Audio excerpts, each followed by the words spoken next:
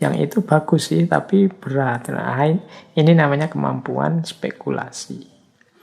Nah, orang yang kritis harus canggih dan mau berspekulasi. Orang yang tidak mau menampilkan kemampuan pertimbangan atau spekulasi biasanya orang yang perspektifnya tunggal. Ngertinya kebenaran itu hanya ini dan tidak ada yang lain. Ya jatuhnya nanti jadinya tidak kritis. Kemudian yang kedua, perilaku kritis lagi adalah kesediaan untuk dituntun oleh pengalaman dan rasio.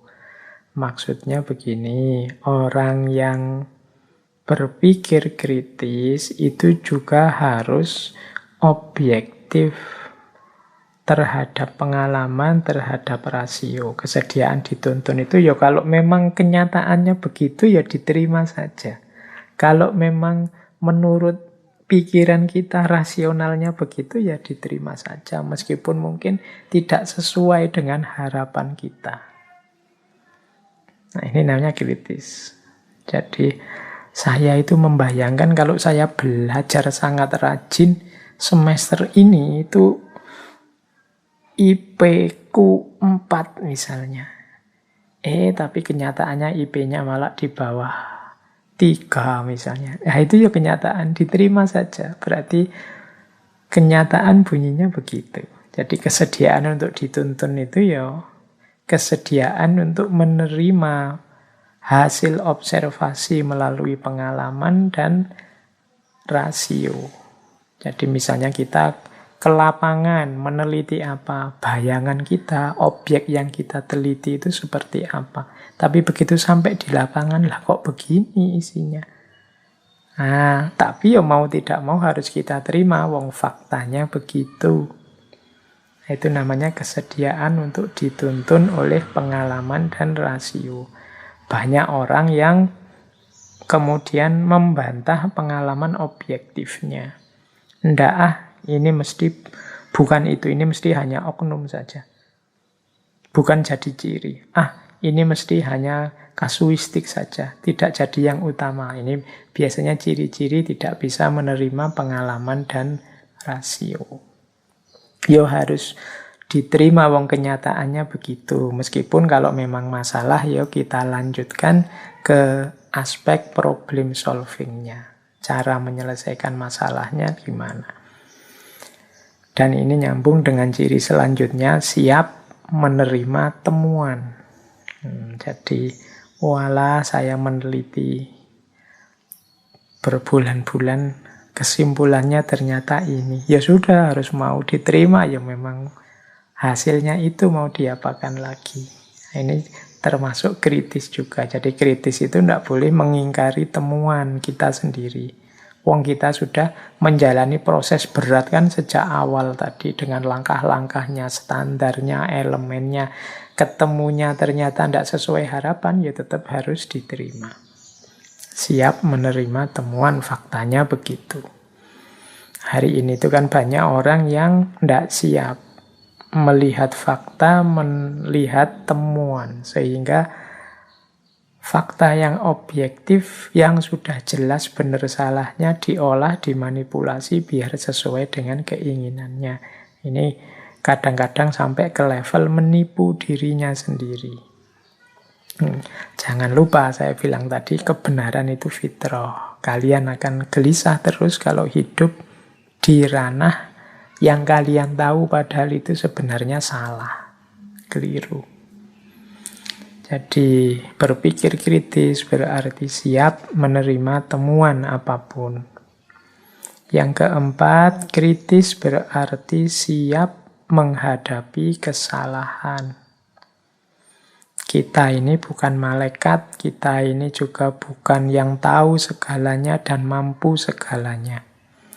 Kadang-kadang kita juga keliru, kadang-kadang kita juga salah. Ya kalau memang terbukti walahala ternyata salah saya tadi, ada data yang belum masuk, ada proses yang saya loncati, berarti temuan tadi salah. Ya diakui salah. Jangan ngeyel. Jadi siaplah menerima konsekuensi bahwa aku ini manusia yang bisa salah. Itu justru bagian dari perilaku kritis. Dan yang terakhir, saat berpikir, jangan lupa kita harus siap bersedia untuk menangguhkan keputusan apabila memang belum ketemu jawabannya yang benar. Jadi kebenarannya masih belum ketemu ini. Saya sudah meneliti kemana-mana, saya sudah mencari data, cari argumen kemana-mana, ternyata juga belum ketemu. Ya ditangguhkan dulu. Ditangguhkan itu berarti ya masih dalam proses, masih harus disabari. Jangan ngarang, jangan nekat. Jadi siap menangguhkan keputusan. Jadi ditunggu dulu sampai memang benar-benar ketemu hasilnya. Tidak boleh ngawur. Kalau ngawur karena urusan kebenaran. Kalau diawur nanti malah merusak semuanya. Oke, jadi ada 5 perilaku yang harus kita hidupkan saat kita berpikir. Yang pertama spekulatif, yang kedua siap dituntun oleh pengalaman dan rasio, yang ketiga siap menerima temuan, yang keempat siap menghadapi kesalahan, dan yang kelima siap menangguhkan keputusan. Yang terakhir, saat kita selesai sudah menemukan kebenaran, ada 2 perilaku yang harus kita hidupkan. Yang pertama adalah toleran, dan yang kedua adalah tentativity. Toleran itu berarti kesadaran bahwa sangat mungkin orang lain menemukan kebenaran yang tidak sama dengan yang saat ini aku temukan. Dan tetap aku hargai temuannya, hasil jerih payahnya. Itu namanya toleran. Jadi menurutku kebenaran yang cocok itu ini, dan dia mungkin saja punya kesimpulan yang berbeda dengan aku, tapi tetap aku menghargainya. Meskipun aku tetap yakin yang benar ya kebenaranku. Ini namanya toleran. Jadi orang yang tidak mampu toleran itu nanti biasanya yang dikembangkan perilaku konflik. Jadi toleransi ini mempertimbangkan situasi yang beragam, kondisi yang tidak sama, pemahaman yang berbeda antar manusia. Yang kedua, tentatif. Tentatif itu kesadaran bahwa yang aku temukan sebagai kebenaran saat ini itu ya sesuai batas-batasku. Dan juga pastinya tidak terlepas dari kekurangan-kekuranganku. Maka kebenaran yang aku temukan saat ini itu ya bukan sesuatu yang mutlak. Saya yakini hari ini yang benar ini, tapi kalau besok ada fakta baru, data baru, argumen baru, dalil baru yang lebih kuat, ya saya ikut yang lebih benar dengan argumen yang lebih kuat. Nah, ini namanya tentativity. Jadi tidak memutlakkan pandangannya sendiri. Nanti ada tokoh kajian Islam kontemporer namanya Muhammad Arkun yang mengkritik gaya beragama manusia hari ini itu banyak yang kehilangan kesadaran tentatif. Sehingga akhirnya mereka menyembah pikirannya sendiri atau mensakralkan pikirannya sendiri. Kalau dalam bahasa Arab ini menggunakan istilah takdisul afkar, sakralisasi pemikiran, karena dia tidak siap untuk berubah, tidak menganggap bahwa pikirannya itu mungkin saja keliru, dianggapnya pasti baik, pasti benar, sehingga disakralkan meskipun ada bukti, data, pendukung argumen yang baru yang menunjukkan itu keliru, tidak diakui sebagai keliru. Baik, semoga teman-teman bisa menangkap dan menghidupkan perilaku sebelum berpikir, perilaku saat berpikir, dan perilaku setelah menemukan kebenaran setelah berpikir. Baik, nah sekarang ini yang terakhir ya, waktunya sudah mau habis. Penghalang untuk berpikir kritis. Apa saja sih yang menghalangi kita untuk berpikir dengan jelas, dengan benar, dengan argumentatif? Yang pertama, penghalang berpikir itu adalah egosentrisme. Egosentrisme itu thinking self as center of attention atau self-centered thinking. Jadi egosentrisme itu keakuan. Pokoknya kebenaran itu ya aku. Yang aku anggap benar, pasti itu benar. Yang aku anggap salah, pasti itu salah. Nah, ini namanya egosentrisme atau self-centered thinking. Nggak iso dikalahkan. Merasa dia sendiri yang paling benar. Ini kalau orang punya kualitas egosentris, biasanya susah untuk berpikir kritis. Yang kedua, penghalangnya lagi adalah sosiosentrisme.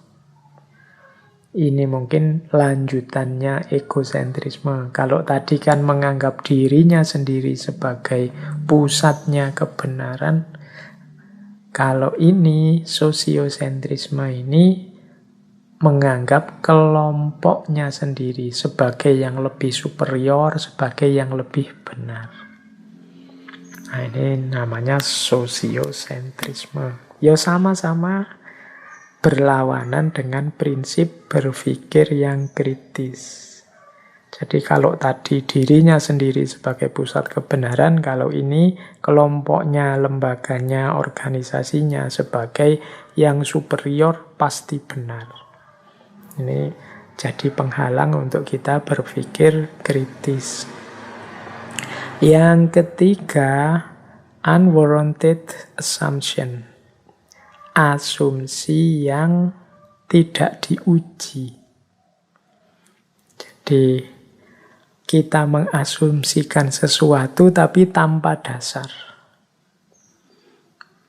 Pokoknya Indonesia hari ini itu adalah negara yang mau hancur. Nah, terus kita membaca Indonesia dengan perspektif mau hancur ini sebagai asumsinya. Tapi ketika ditanya orang, dasarnya apa kok Indonesia ini dianggap mau hancur? Ya pokoknya rasanya begitu saja, dia pasti mau hancur. Nah, ini namanya asumsi yang tidak diuji. Tidak ada argumennya, tidak ada buktinya. Nah, ini juga menghalangi berpikir kritis. Kalau asumsinya sudah tidak teruji kebenarannya, ya hasil pikirannya kemungkinan juga tidak bisa dipertanggungjawabkan. Wong tidak ada dasarnya asumsinya tadi. Itu yang ketiga, unwarranted assumption. Yang keempat, wishful thinking. Wishful thinking ini mungkin mudahnya ya kita definisikan sebagai sejenis angan-angan. Jadi bukan hasil pemikiran yang serius, angan-angan tentang sesuatu yang tanpa dasar, tapi kita percaya bahwa ini benar. Atau kalau di situ saya tulis, believing something is true because one wishes it to be true. Hanya karena aku ingin ini yang benar, maka inilah pasti yang benar. Itu namanya wishful thinking. Itu. Dalam bentuk kasar itu mungkin seperti sakarepe dhewe. Pokoknya ini harus benar. Pokoknya ini yang benar. Ini wishful thinking. Padahal itu tidak ada dasarnya. Hanya karena aku percaya bahwa ini yang benar, terus kita ingin inilah yang pasti benar. Itu namanya wishful thinking. Kadang diterjemahkan ya angan-angan, khayalan. Ini juga menghalangi cara berpikir kritis. Kemudian ada juga relativisme. Relativisme itu pandangan serba relatif. Jadi kalau ada apa-apa, misalnya orang menyatakan kebenaran, apapun dia akan menanggapi, Allah itu kan hanya pendapat, Allah itu kan hanya pandangan. Jadi tidak akan sampai pada titik kebenaran. Jadi bahwa kita ini tidak sempurna, kadang-kadang yang kita anggap benar itu ternyata tidak benar, itu manusiawi. Tapi kita tidak bisa mengambil standpoint relativism total. Relativism itu ya kayak tadi, menganggap Allah itu hanya opini, Allah itu hanya opini. Akhirnya kita tidak bisa mengambil keputusan, tidak bisa memutuskan dengan dasar apa kita bertindak. Padahal kita hidup ini butuh kepastian-kepastian kebenaran tertentu. Dulu orang yakin bahwa bumi itu datar. Itu kan kemudian belakangan terbukti keyakinan itu tidak valid. Ya itu memang opini. Tapi zaman itu dengan keyakinan itulah orang berkreasi, orang berpikir, menghasilkan banyak teori. Jadi meskipun ternyata sandarannya tidak valid, tapi dia sudah punya sandaran untuk bertindak, untuk berpikir. Kalau relativisme ini, khawatirnya ya kita akhirnya tidak berpikir apa-apa, tidak memutuskan apa-apa, tidak punya pijakan apapun untuk hidup. Semuanya dipandang tidak mesti. Kalau ada apa-apa, itu hanya pendapat saja, itu pandanganmu. Nah, akhirnya kita tidak punya pegangan. Hidup tidak bisa kita dengan dasar tidak ada pegangan sama sekali. Oke, ini hambatan-hambatan yang mungkin menghalangi kita untuk berpikir secara kritis. Jadi ada yang muncul dari egosentrisme, ada yang muncul dari sosiosentrisme, ada yang muncul dari asumsi-asumsi yang belum teruji. Ada yang muncul dari wishful thinking. Angan-angan tentang sesuatu yang kita pastikan kebenarannya. Dan yang terakhir muncul dari relativism. Menganggap semuanya serba relatif sehingga akhirnya kita malah bingung sendiri. Tidak punya pijakan untuk hidup dan bertindak. Baik, teman-teman, saya kira itu ya. Malam hari ini, saya tadi bilang ini sebenarnya hanya pinggir-pinggirnya saja. Kerangka-kerangkanya saja dari berpikir kritis. Isinya sebenarnya logika itu. Berpikir kritis itu modal utamanya logika, berpikir yang benar. Nanti mungkin di lain kesempatan kita kaji lebih dalam lagi tentang berpikir kritis ini, karena inti hakikat filsafat itu kan ada di berpikir yang benar. Filsafat sebagai proses, kuncinya adalah kemampuan seseorang berpikir yang benar. Maka harusnya yang minat dengan filsafat itu juga semangat untuk belajar cara berpikir yang benar. Termasuk logika, mantek, atau teknik berpikir kritis. Seperti yang malam hari ini kita bahas. Baik, saya kira itu teman-teman sesi kita untuk malam hari ini. Kita masih ada satu sesi lagi di bulan ini, minggu depan tanggal 30 menjelang akhir tahun.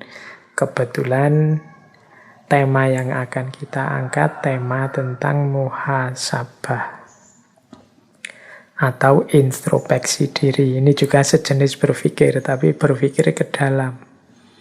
Semoga tema minggu depan nyambung dengan momennya, momen mengakhiri tahun 2020 menuju tahun 2021.